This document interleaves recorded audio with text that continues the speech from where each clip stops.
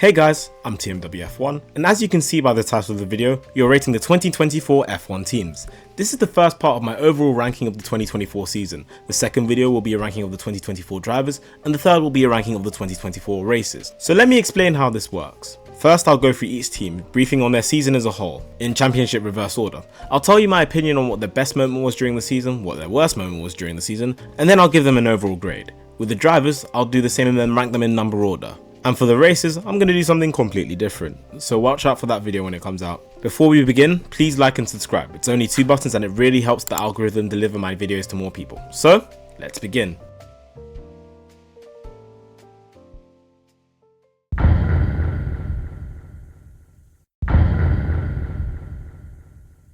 Kik Sauber nearly had one of the worst seasons in recent F1 history, being saved by an uptake in pace at the tail end of the season, by Sauber standards. The likeable lineup of Valtteri Bottas and Zhou Guan could do little as the F2 car masquerading as an F1 car trundled around the track, unable to compete with the lower midfield. With only 4 Q3 appearances and 4 points, culminating in a last place finish, choosing a best moment should be, fairly easy, as they are few and far between. Despite this, I was torn between 2 options, but I eventually decided that Sauber's best moment was both drivers reaching Q3 at the Chinese Grand Prix. It was a really emotional moment, especially for Zhou, who had his first ever home race due to it being cancelled twice due to COVID-19 regulations. Their worst moment was equally difficult to decide because of how arsed they were, but I decided that their worst moment was the Dutch Grand Prix, qualifying P17 and P18 and finishing 19th and 20th. Absolutely diabolical pace. Overall, it was an extremely torrid season that ended in both drivers getting released at the end of the season. This earns them an F+. And the only reason why it isn't an F- was because Zhou scored points in Qatar and Bottas reached Q3 in Abu Dhabi.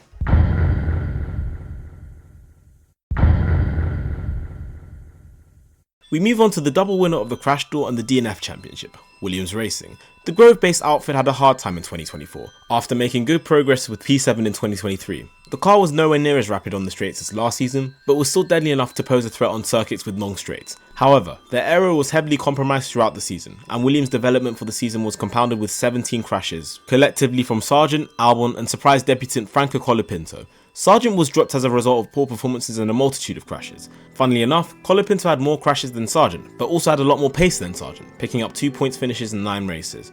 Albon once again led the team, but also had his fair share of disappointing moments with 4 DNFs in the final 6 races. Williams' best moment during the season has to be the 2024 Azerbaijan Grand Prix, with both cars in Q3, Colapinto outqualifying Albon in P8 and both cars came out of trouble to finish P7 and P8. Their worst moment, for me, is the Spanish Grand Prix, with both cars qualifying 19th and 20th and finishing P18 and P20. Overall, an error-prone season for a cash-strapped team with small highs made for an extremely underwhelming term for Williams, which they could have certainly gone without. With 17 points compared to the 27 they scored last year, there isn't much that's saving them this season. Their grade? E+.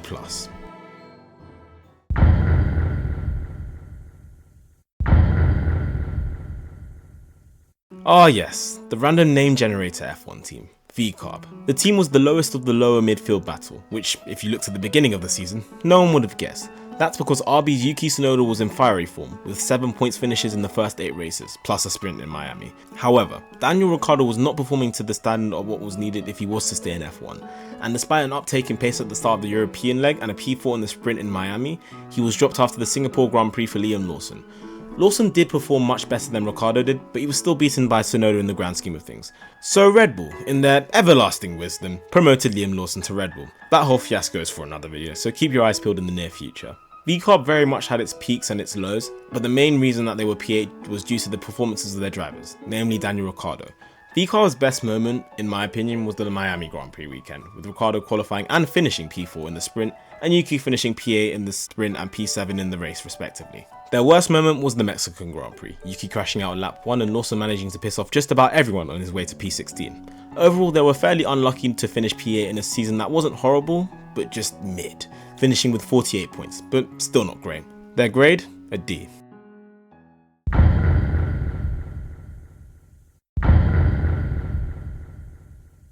Well. After making a video about Haas F1 team, please go and watch it, please. Here I am talking about them again. Haas endured a solid season under new team principal Ayo Komatsu after relieving Gunther Steiner of the role in early 2024 due to them finishing P10 in 2023. They had finally managed to fix their tyre deg problem, and the brilliance of Hülkenberg throughout 2024 mustn't be underestimated. Magnussen was solid during the second half of the season after he announced that he would leave F1 at the end of 2024. They sat in P6 for most of the season, but then eventually finished P7 by a small margin, for reasons I will explain in a minute. Haas's best moment all season was the Austrian Grand Prix, both cars in Q3 and Hülkenberg managing to finish P6 with Magnussen in P8. Their worst moment has to be the double DNF on lap 1 at the Monaco Grand Prix. After getting disqualified for qualifying, they got tangled with the Red Bull's Sergio Perez, ending both their races at the first corner. All things considered, Haas had quite the resurgence compared to the previous 5 years, and their work this season is one of the best since 2018, finishing with 58 points, which is why they wholeheartedly deserve a B- for their hard work over the season. Congratulations, Haas.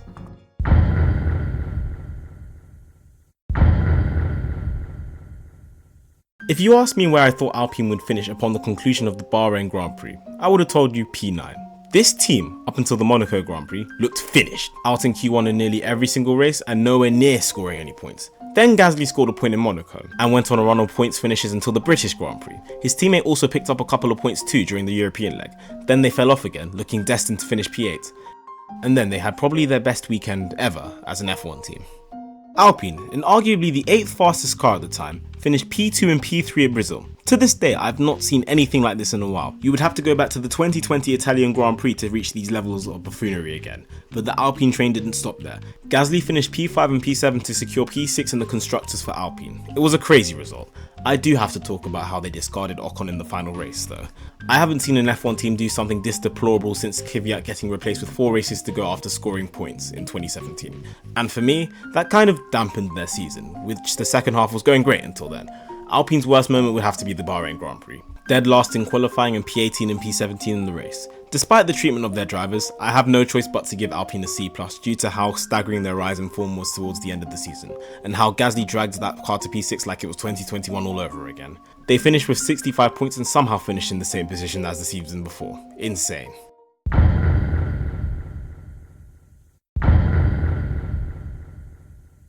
Now I'm going to be quite harsh on the Silverstone-based Lean Green racing machine.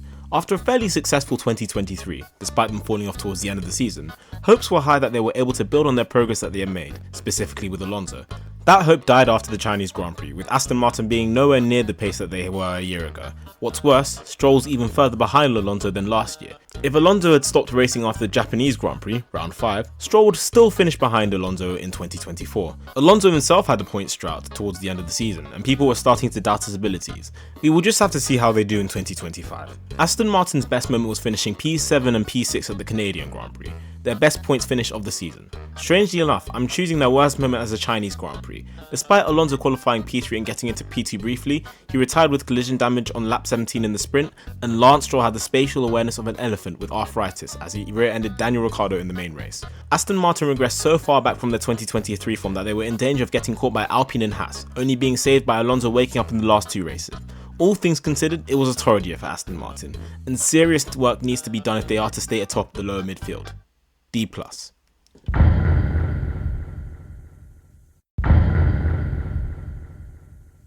The W15, in my opinion, is a bit like Lance Stroll.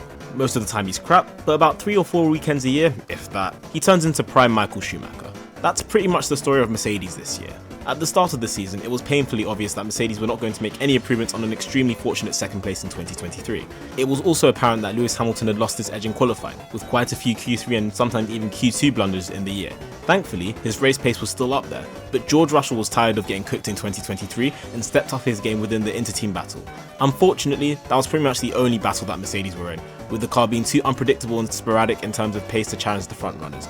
Thankfully, Mercedes had the best lineup on the grid at the time. Yes, I believe their lineup is better than Ferrari's due to how close in pace they were. Cry about it.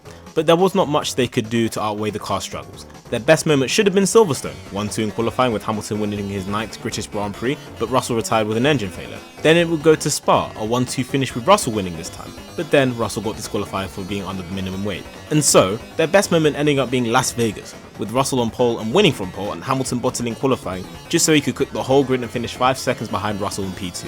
Very weird season for Mercedes. They sorted out some of their problems, but they are too much like Red Bull in 2016 to 2020. Very track and condition specific, and if those conditions aren't right, they drop like a stone. B-, and the reason why it isn't lower is because they managed 4 wins in the 4th fastest car, 4 more than when they finished P2 in 2023.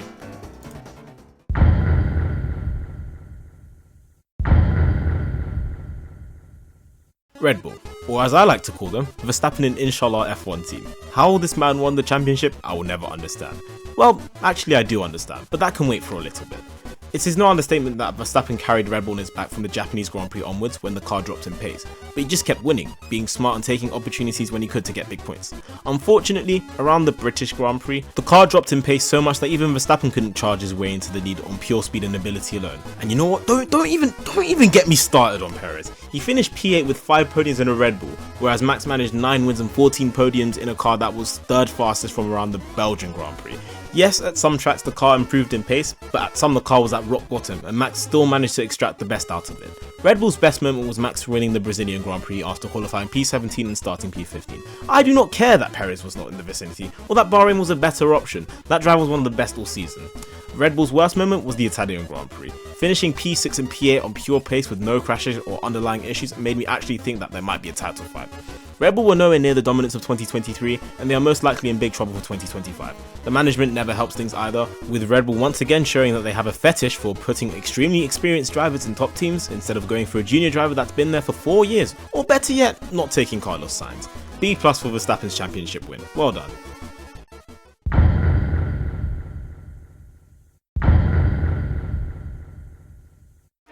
The Scuderia. Next year is our year, merchants. Except it very nearly was their year, missing out on the constructors by just 14 points. Very unfortunate. The reason they lost? They had a mid-season drought in form.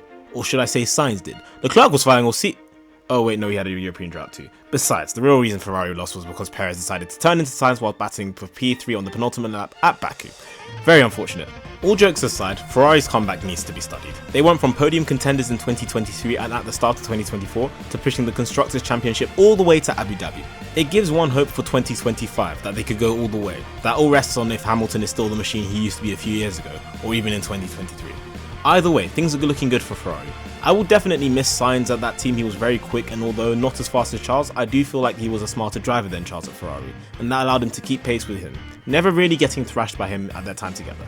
Ferrari's best moment could be the victory at Monaco or Australia, but there was never going to be anything else but Leclerc's second win at Monza, with a brilliant strategy giving Leclerc a win. Yes, Ferrari now knows how to do strategies. Everyone is coaxing 2025, they fully deserve an A. Forza Ferrari. Unfortunately, I forgot to put their worst moment once again, my fault. Their worst moment was Canada. Double retirement, not much more to say.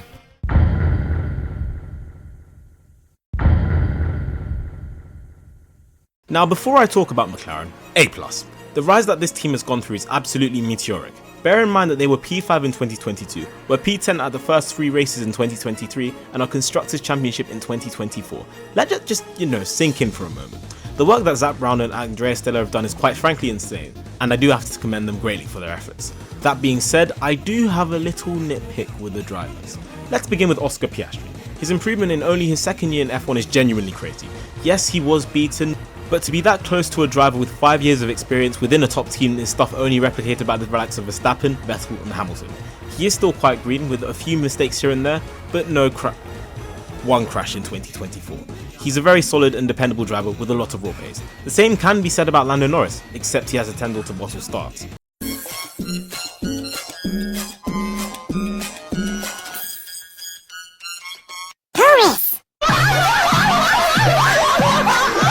All jokes aside, it was great to see Norris mature as the season progressed, and despite some choice words and actions that pissed off pretty much everyone, me included, just look at my Norris video, you'd be stupid to ignore that he will most likely be a world champion someday. McLaren's best moment was hard, as there were quite a few good moments. Only 1-1-2 though at Hungary, but I do have to go with Abu Dhabi. The one race Norris did what he had to do to claim the Constructors, their first in 26 years, and the celebrations were immaculate, as expected.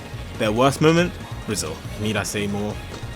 Despite their amazing consistency in terms of the Constructors, both drivers will want to step up their game in the drivers if they want the chance of taking both titles for themselves in 2025, and that will be something worth watching. That's my F1 2024 season review for the teams done. 1 down, 2 to go. What are your thoughts on the respective teams and their performances? Comment down below, I will try and reply to everyone. I hope you've enjoyed this video. If you did, feel free to like and subscribe. Have a great day, and goodbye.